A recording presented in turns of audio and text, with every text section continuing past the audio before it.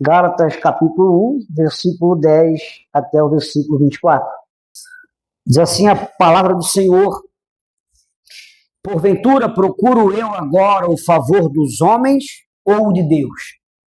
Ou procuro agradar a homens? Se agradasse ainda a homens, não seria servo de Cristo. Faço-vos, porém, saber, irmãos, que o evangelho por mim anunciado não é segundo o homem, porque não o recebi nem o aprendi de homem algum, mas mediante a revelação de Jesus Cristo. Porque ouvistes qual foi o meu proceder outrora no judaísmo, como sobremaneira perseguia eu a igreja de Deus e a devastava. E na minha nação, quanto ao judaísmo, avantajava-me a muitos da minha idade, sendo extremamente zeloso das tradições de meus pais. Quando, porém, ao que me separou antes de eu nascer e me chamou pela sua graça, aprouve revelar seu filho a mim, para que eu pregasse entre os gentios, sem detença, não consultei carne e sangue, nem subi a Jerusalém para os que eram apóstolos antes de mim, mas parti para as regiões da Arábia e voltei outra vez para Damasco. Decorrido 3 anos, então, subi a Jerusalém para avistar-me com Cefas e permaneci com ele 15 dias. E não ouvi outro dos apóstolos senão Tiago, o irmão do Senhor. Ora, acerca do que vos escrevo, eis que diante de Deus testifico e não minto. Depois fui para as regiões da Síria e da Cilícia, e não era conhecido de vista das igrejas da Judéia que estavam em Cristo. Ouviam somente dizer: aquele que antes nos perseguia, agora prega a fé que outrora procurava destruir, e glorificavam a Deus a meu respeito. Vamos orar? Senhor, muito obrigado pela tua palavra, que é viva, que é eficaz e que não voltará vazia nessa noite. Pai, contempla o nosso coração nesse lugar e que essa palavra alcance o nosso coração de tal maneira, Pai, que ela molde a maneira como nós vivemos, como nós enxergamos as coisas. Ministra poderosamente com o Teu Espírito Santo, trazendo isso, Pai, ao nosso coração, que não sejamos meros ouvintes, mas sim praticantes dessa verdade que liberta, que é a Tua palavra. Ilumina a nossa mente, o nosso coração nessa noite, Pai, em nome do Senhor Jesus, amém e amém. As igrejas da Galácia, dessa região da qual eu falei, né, do qual fazia parte também essa igreja que Paulo escreve, ela estava sob um fogo cruzado de falsos mestres. Os judaizantes que criam em Cristo, mas que Cristo não era suficiente para a salvação, era necessário também guardar as leis de Moisés, estavam indo e perturbando essas igrejas que ouviram, né, o evangelho da graça do Senhor Jesus. Então, eles começaram a dizer que Paulo não era um apóstolo autorizado, ele era alguém de segunda categoria. Então, esses embaixadores do engano, eles perverteram o evangelho ao ponto de dizer que a cruz de Cristo não era suficiente para a salvação. Era necessário, sim, né, obras da lei, né, como uma condição indispensável para a salvação. E semana passada nós vimos que não existe nenhum outro evangelho a não ser esse, do qual Cristo é, né, o Salvador de todos pela graça, sem que haja mérito humano, pois a lei vai mostrar de fato o quão pecadores nós somos.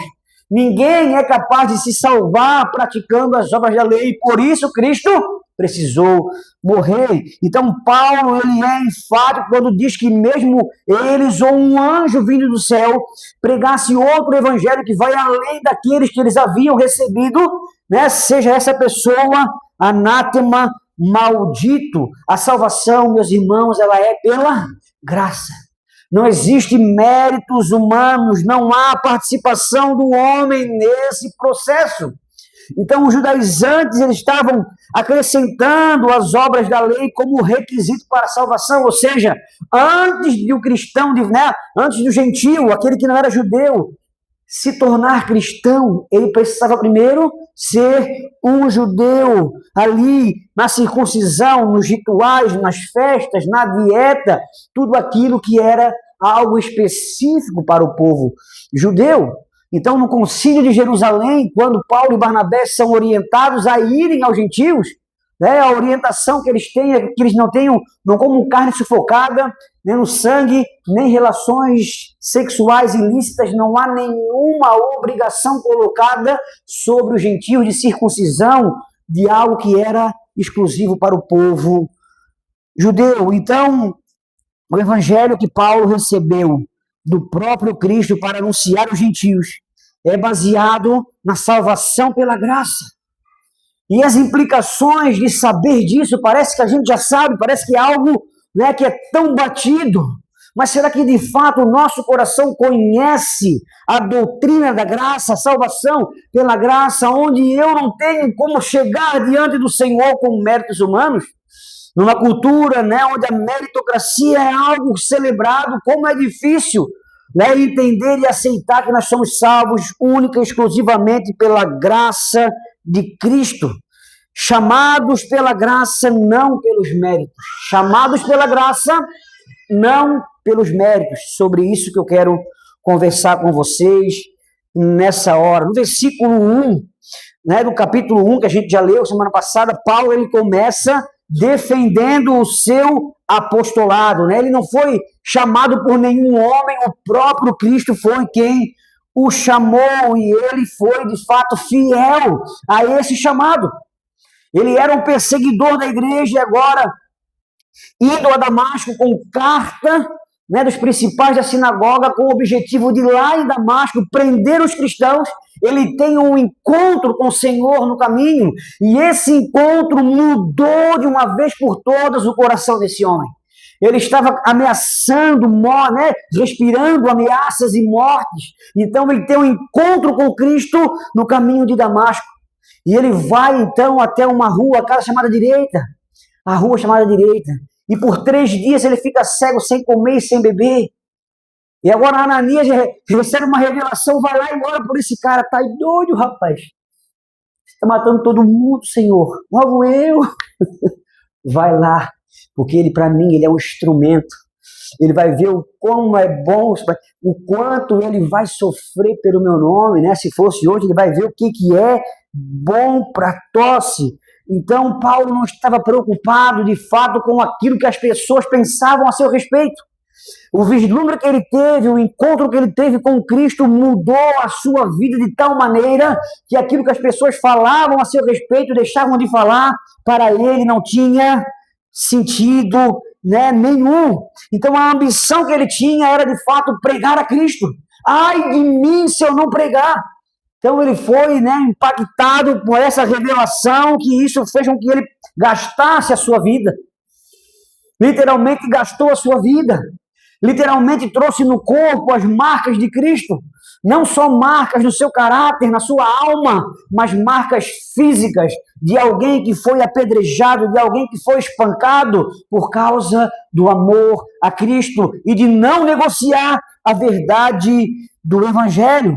Então, os seus adversários estavam dizendo que Paulo tinha feito o Evangelho algo simples, algo, né, para agradar as pessoas. E assim como no versículo 1, ele defende o seu apostolado, agora no versículo 11, ele vai defender que, de fato, o evangelho por ele pregado não foi recebido da parte de homens.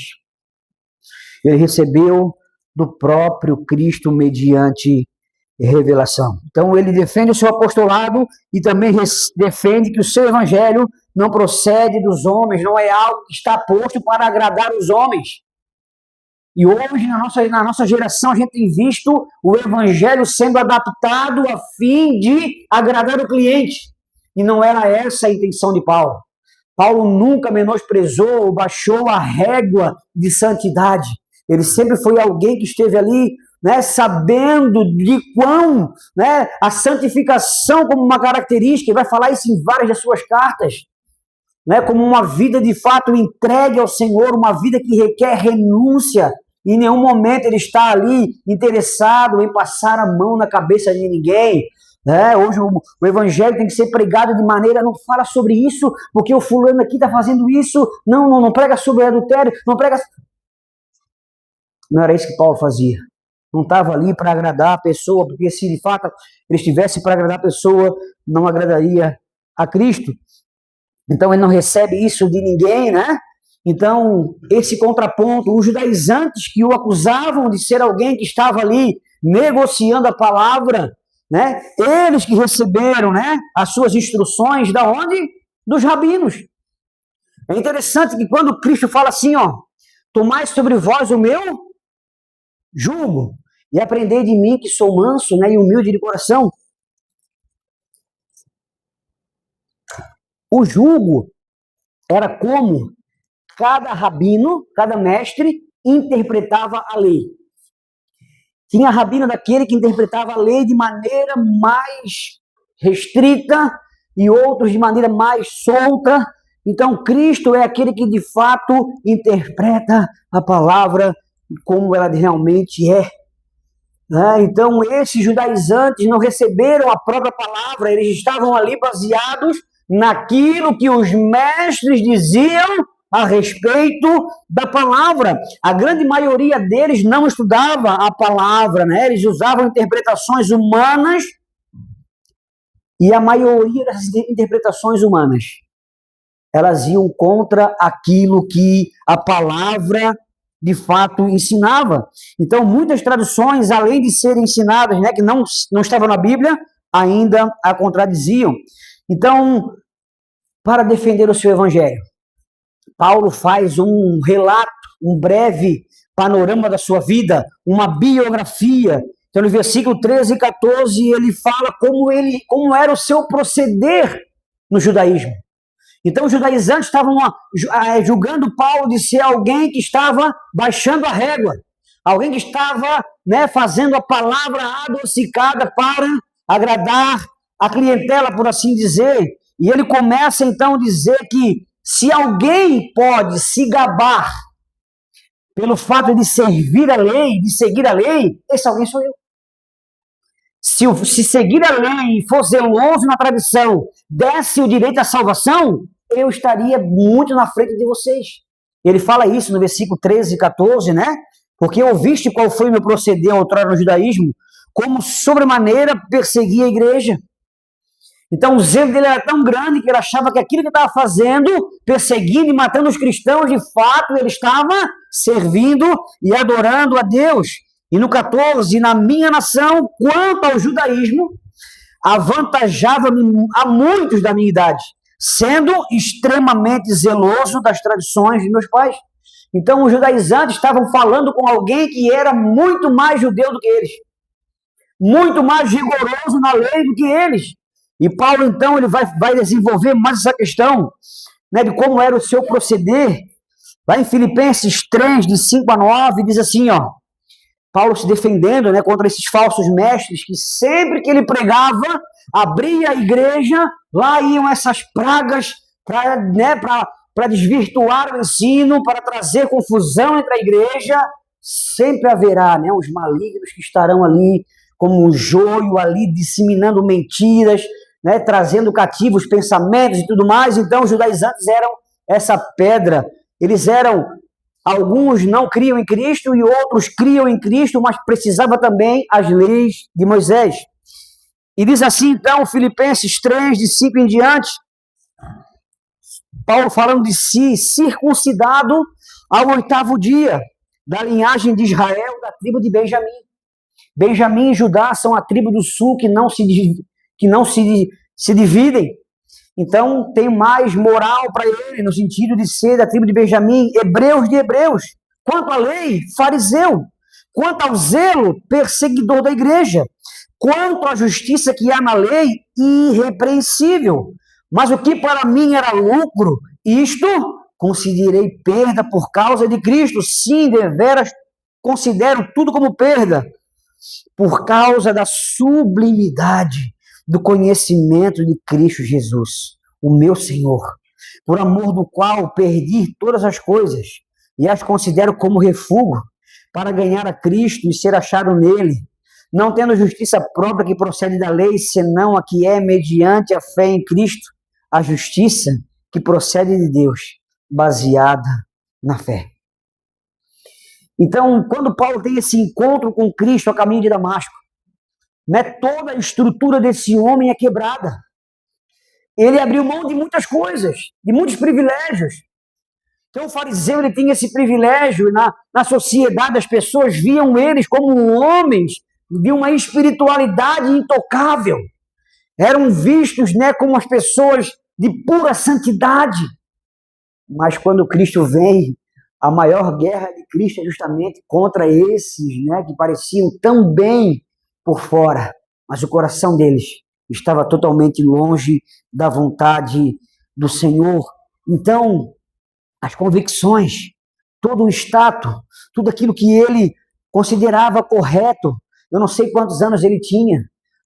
Quando Estevão é morto, a palavra nos diz que aqueles que apedrejavam a Estevão colocaram as suas roupas aos pés de um mancebo chamado Saulo. Então ele era alguém novo.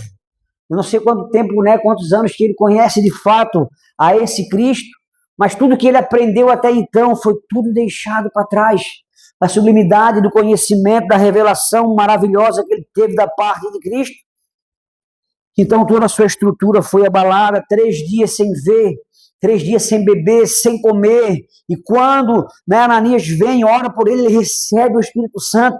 Ele já começa então, né, nas sinagogas, pregando a palavra, afirmando que Jesus é de fato o Filho de Deus. E aquelas pessoas então ficaram assustadas, como assim? Aquele que perseguia a igreja agora está ali pregando essa fé que outrora procurava destruir. E sua mensagem não foi muito aceita. E ele sai de cena. Então, Atos 9 conta a história dele, e depois ele sai de cena, já aparece Pedro, depois Cornélios, e lá na frente, que ele retorna, ele sai de cena. E ao invés de descer para Jerusalém, para ser instruído pelos apóstolos que estavam ali em Cristo antes dele, ele foi para as regiões da Arábia. Um deserto despovoado que se estendia do leste de Damasco até perto do Sinai. Ele teve, então, esse lugar onde ele foi moldado pelo próprio Cristo, onde ele teve revelações, onde ele teve esse encontro. Ele não foi lá procurar status, ele não foi lá procurar algo, né, dos homens. Ele se afasta e agora ele vai para um lugar, assim como Elias, assim como Moisés, né, homens que se encontraram com o Senhor no monte, assim também foi o apóstolo Paulo. E por 3 anos ele permaneceu nesse lugar, sendo instruídos.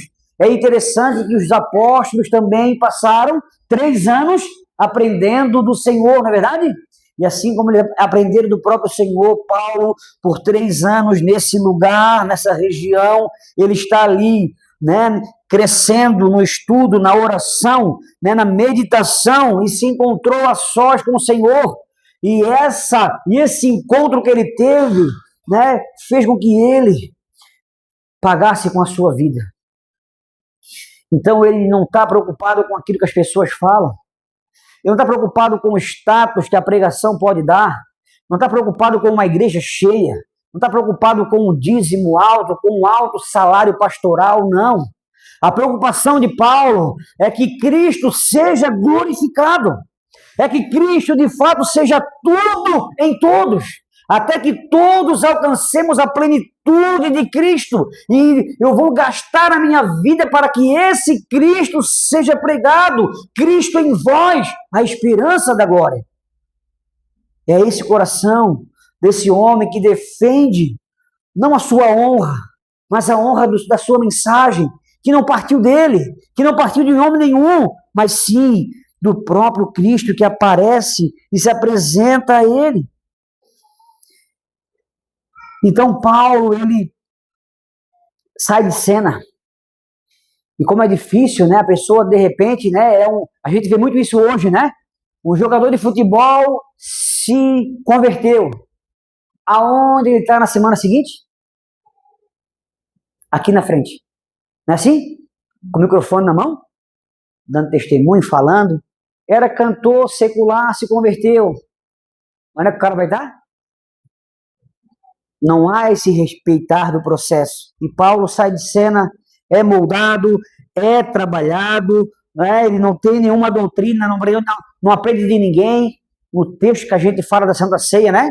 O que eu aprendi do Senhor, o que também vos entreguei. Que o Senhor Jesus, na noite que foi traído, tomou o pão, tendo dado graças e disse. Então, tudo que ele recebe do próprio Cristo. Decorrido 3 anos, então, ele volta e sobe a Jerusalém. Ele se encontra com Paulo, com Pedro, né? Então, aquilo que vai fazer lá, então, para ver que, de fato, aquilo que Deus tinha feito através dele não estava em discordância com o ensino vindo de Jerusalém. A grande dificuldade era que Paulo estava pregando algo que era contrário àquilo que Cristo falou. Mas a bronca dele, de fato, era com os judaizantes que queriam trazer o judaísmo para dentro do cristianismo. Então, muita gente conhecia Paulo. Ele fez parte do Sinédrio, ele aprendeu aos pés de Gamaliel, ele era alguém, né, que tinha uma posição, um status na sociedade. Imagina os judeus, quando viram ele lá em Jerusalém, queriam morder a orelha dele. Como assim esse cara? Mandamos ele para lá com um monte de carta para matar, agora o miserável vem para cá dizendo que está tudo certo. Como assim? Né? O que aconteceu com esse homem que era tão zeloso? Pensa num cara zeloso, alguém que tem convicção, alguém que, né, na cabeça está tudo certo, e agora esse encontro muda a percepção de vida e faz com que ele vá até o final por aquilo que ele de fato recebeu. Eu estava lendo, né, estudando esse texto, e antes da aplicação para a gente finalizar, né, tem um pastor, teólogo, já falecido, John Stott, ele faz um resumo desse texto aqui que a gente leu. Ele fala que o fanatismo de sua carreira, isso fala, né? Como ele era fanático por aquilo que ele pensava que estava certo, pelo judaísmo e tudo mais, antes da sua conversão, a iniciativa divina na sua conversão e depois o seu isolamento, né? Quase total dos líderes da igreja de Jerusalém, tudo contribuiu para provar que a sua mensagem não era humana, mas divina. Além disso, essas evidências históricas e circunstanciais não poderiam ser contestadas. Então, ele tem certeza de que essa palavra não vem de homens, e que o evangelho dele não está alicerçado na lei. Nós somos chamados pela graça. Somos chamados de maneira gratuita e não há mérito em nenhum do ser humano. Então, eu queria aplicar essa palavra ao nosso coração dizendo que como a graça tem sido mal interpretada. Para algumas pessoas, o fato de que elas não participem da salvação é algo inaceitável. Como assim eu não faço nada? Como assim eu não tenho do que me orgulhar? Como assim? Então nós vivemos num mundo que exalta o quê? O mérito humano. Não é assim? Olha a minha casa, olha o meu carro, olha aquilo que eu construí, olha o quão bem sucedido eu sou aos olhos do mundo. Tudo isso é por quê? Por causa do meu trabalho. Eu que fiz, é eu que faço. E quando a gente chega para o Evangelho, esse pensamento não tem lugar no Evangelho. O Evangelho nos constrange e nos quebra justamente porque eu não posso me achegar diante do céu e mostrar algo feito pelas minhas mãos. É constrangedor. E a graça, ela é algo que, de fato, acaba com a gente. Porque saber que eu sou aceito diante do céu não por nada do que eu fiz ou que eu possa fazer, mas por causa daquilo que Cristo fez por mim, isso é o Evangelho. A boa notícia. E essa mentalidade adentrou também a igreja, né? Então, essa mentalidade de que eu preciso fazer algo para ser salvo, não é algo apenas de nossos dias, já vem lá do começo da história, Paulo está aqui lutando contra esses. Gálatas insensatos. Vocês começaram bem pelo Espírito, agora vão acabar pela carne. A carne não vai levar vocês a lugar nenhum. Guardar essas coisas não tem como mudar o teu coração. Isso é algo que procede do céu.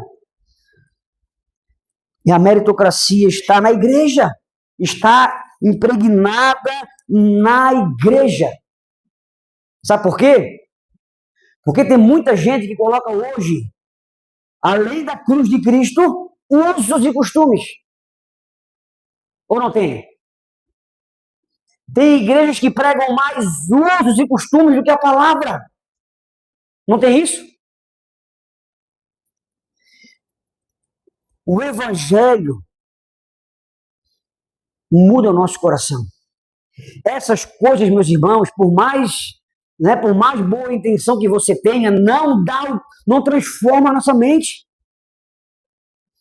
O evangelho não é sobre não coma isso, não beba aquilo, não vista isso. Se você não guardar o sábado, vai para o inferno. A cruz de Cristo não é poderosa para salvar alguém. Não use saia, não use calça, não use isso. Corte o cabelo, corte a barba, faça isso, faça aquilo, se enquadre, fique nessa caixinha que você será salvo e aceito diante do Senhor. Isso não é evangelho, isso é legalismo. E como tem pessoas pregando legalismo, e como tem legalista nas igrejas. Homens e mulheres que nunca nasceram de novo, nunca tiveram um encontro com Cristo, e só impõem ritos e regras, como se isso de fato pudesse mudar o coração humano. O que muda o nosso coração é a graça de Deus. A salvação, as roupas não definem a minha salvação, mas a salvação define aquilo que eu uso. Amém? Ordem e decência fazem parte da vida daqueles que aceitaram a Cristo. Amém?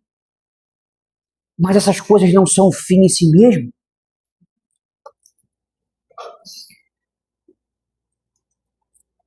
A maioria das mensagens pregadas nas igrejas hoje não traz arrependimento.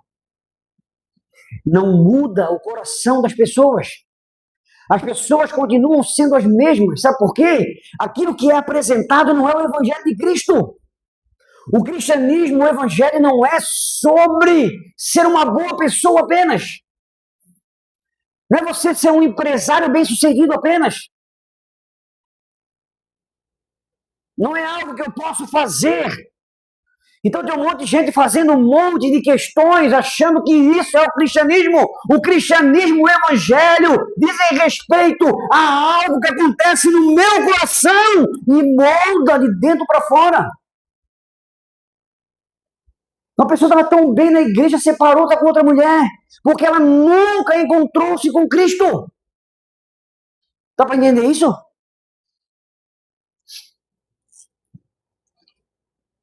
Isso explica, meus irmãos, a quantidade de crentes nominais que existe hoje. A gente ouviu uma expressão, né? Qual é a tua religião? Eu sou católico, não praticante. E hoje tem muitos evangélicos não praticantes. Eles estão associados a alguma igreja, mas isso não molda e não influencia em nada a sua vida. Isso não é evangelho. E você pode fazer o que você quiser, ativismo, você pode fazer 1 milhão de coisas. Se o teu coração não for tocado por essa graça, nada vai acontecer. O evangelho não é monopólio de uma denominação. Não é os presbiterianos que serão salvos apenas, os católicos, os da Assembleia. Então tem muita gente dizendo hoje que só salva a religião dela. Tem gente que fala, se você não guardar o sábado, você vai para o inferno. Que Cristo é esse fraco que morreu na cruz e derramou o seu sangue e agora porque eu não guardei isso, eu perdi a salvação? Que evangelho é esse? Esse evangelho está sendo pregado hoje. E muitos de vocês ouvem essa rádio que prega essa doutrina, que é muito bonita na rádio, as músicas, mas que fazem com que a cruz de Cristo seja limitada. Não é sobre aquilo que você come ou deixa de comer o Evangelho. Porque aquilo que tu come, Cristo fala que aquilo que contamina o homem não é o que entra, mas o que sai da boca. Estão me entendendo? Amém? O Evangelho, meus irmãos, não é uma doutrina de homens. Não são conceitos humanos. Não é uma filosofia humana. Paulo vai dizer em Romanos 1,16 que o Evangelho é o quê? É o poder de Deus. O Evangelho muda o coração do ser humano, transformando um coração de pedra em um coração de carne. Ninguém é capaz de fazer isso. Nenhuma autoajuda, nenhum livro, nenhuma filosofia, nenhum coach, por melhor que ele seja, não pode mudar o teu coração e você não pode mudar o seu coração. Se o Evangelho não tocar no teu coração, querido.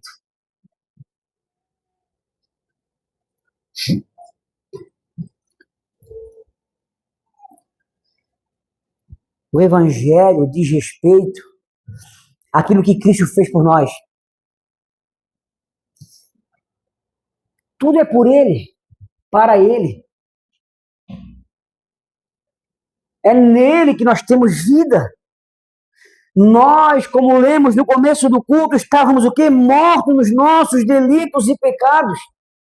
E não tem como homens mortos voltarem à vida sem a intervenção do céu. Meus irmãos, a salvação, meus irmãos, ela vai gerar no nosso coração o discernimento das coisas. Então, se você tem vivido a sua vida sem discernir as coisas, se você está aqui nessa noite pensando assim, o Billy tá berrando, né? Por que ele berra tão alto assim, né? Amanhã que começa as coisas, amanhã, segunda-feira, que eu tenho que trabalhar, aí é outra coisa. Tem muita gente indo para o inferno, meus irmãos, porque estão trabalhando, porque estão buscando, e a sua vida, né, se tornou um fim em si mesmo. Eu tenho que trabalhar, eu tenho que adquirir. E se você não aceitar a Cristo e não se render a Ele, você vai para o inferno com toda a sua riqueza e com o seu corpo saudável. Eu sei que isso é duro de ouvir, mas essa é a realidade do Evangelho. Se esse Evangelho não mudar esse entendimento no meu coração, eu não entendi nada. E tem um monte de gente enganada na igreja, achando que está salva quando não está. Porque alguém que teve o coração salvo por Cristo é notório o trabalhar de Deus na vida dele, é notório. Agora, se eu estou esses anos todos na igreja, o meu coração é o mesmo coração duro, é o mesmo coração insensível, é um coração que retém o perdão, é um coração que não se quebranta. A salvação não me alcançou. E é uma palavra dura e difícil de se ouvir. A salvação não é sobre ser religioso, meus irmãos.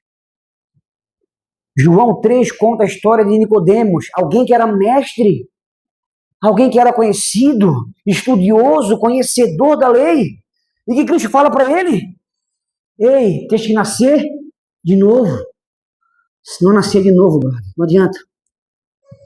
Se não nascer de novo, pode ser presbítero, pastor, diácono, presidente da SAF, pode ser o que for. Se não nascer de novo, as coisas não vão acontecer. Eu quero finalizar dizendo que o Evangelho só será uma boa notícia para cada um de nós quando essas verdades da palavra fazerem de fato, sentido na minha vida. Sabe? Quando eu quiser casar, quando eu quiser fazer algum plano, quando eu tiver algum projeto, eu pautar tudo isso naquilo que a palavra de Deus fala.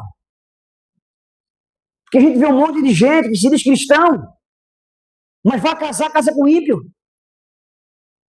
Aí eu consegui uma promoção de emprego, uma bênção, mas eu não consigo mais vir no culto. Eu recebi alguma proposta, alguma coisa que é totalmente contrária ao Evangelho, mas para agradar os outros eu me moldo aquilo ali. Isso não é Evangelho.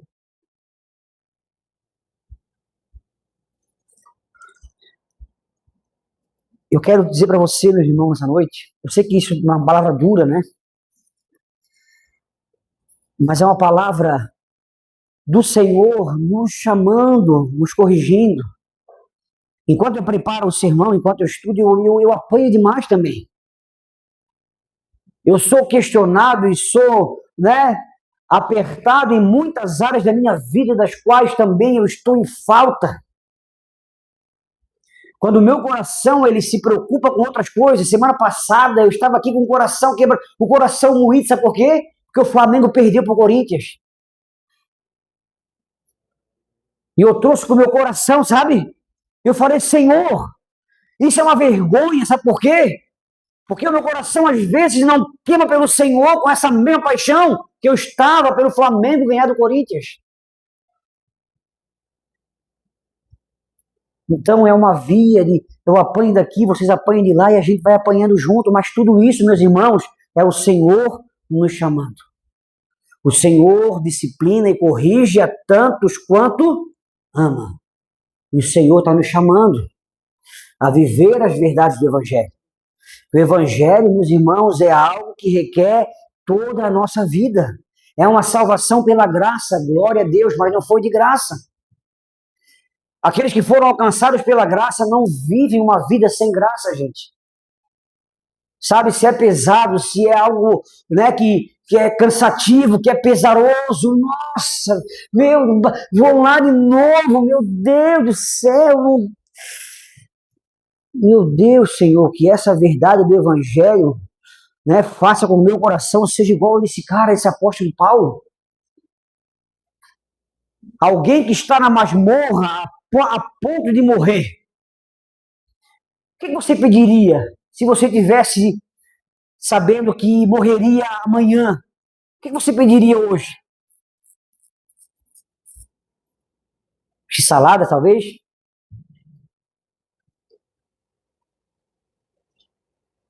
Paulo escreve a sua segunda carta a Timóteo, a última carta que ele escreve antes de ser morto. E ele fala para Timóteo, vê se tu consegues vir antes do inverno, cara, tá frio pra caramba aqui. Você tá na versão gancheira, né? Tô fazendo uma transliteração. Tá um bocado de frio, dá uma friagem medonha. Passa em Troade, na casa de Carpo, traz a minha capa, muito frio. E traz também os livros e principalmente os pergaminhos. É alguém que mesmo diante da morte iminente tem o quê? Prazer nas coisas do Senhor. Uma coisa que a gente precisa fazer, meus irmãos, constantemente é esse exercício de verificar como é que está o nosso coração, Senhor, como é que está o meu coração, Senhor. Porque todo mundo tem que trabalhar, todo mundo tem que se virar. Mas se a gente não entender que tudo vem do Senhor, o meu Deus é o trabalho, o meu Deus é a academia, o meu Deus é o meu corpo, o meu Deus é tudo menos o Deus da Bíblia. E tem um monte de gente alcançando financeiramente um bom lugar, tem gente saudável, com um corpo saudável, fazendo procedimento, mas o coração dela está perdido sem o Cristo que se entregou e nos chama pela graça, onde não há mérito. Se você ainda não foi salvo, hoje é o dia da salvação. Hoje está sendo oferecido graciosamente a você o Cristo que muda o coração. O Cristo que quebranta o mais vil coração.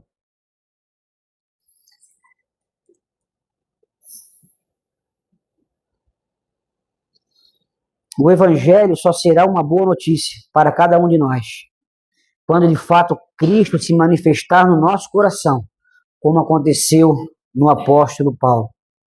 E quando isso acontecer, entenderemos que pela graça somos salvos, não por obras, para que ninguém se glorie.